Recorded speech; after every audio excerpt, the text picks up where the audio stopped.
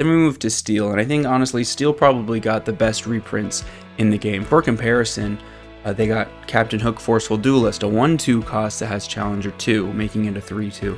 So essentially a better version of Rafiki Mystical Fighter, and that was the best option that Amethyst had, and that doesn't even crack top 5 for me in terms of the best Steel reprints.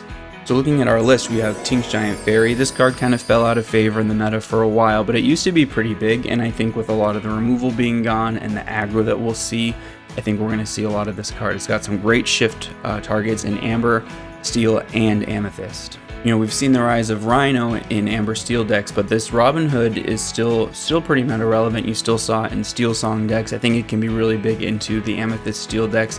I think this is going to be a card that's going to see a lot of play. My only complaint with the Robin Hood champion of Sherwood is that we didn't get that 1 drop to shift it onto. We do have the 2 uninkable, the one that does 1 damage when you exert it.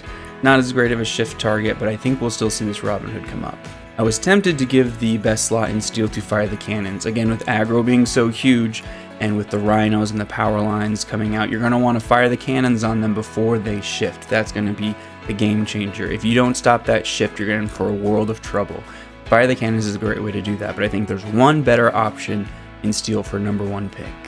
But I think the #1 reprint in Steel, and probably the game, is Strength of a Raging Fire. The song ability in Lorcana is just so crucial, being able to play these removal spells for free by exerting a character to do it.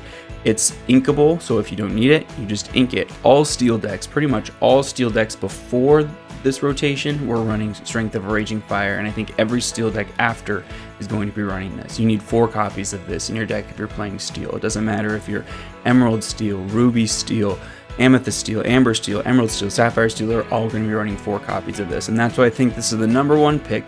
It's totally going to shape the meta. It's an answer to a lot of things out there, and you're going to want 4 copies of it.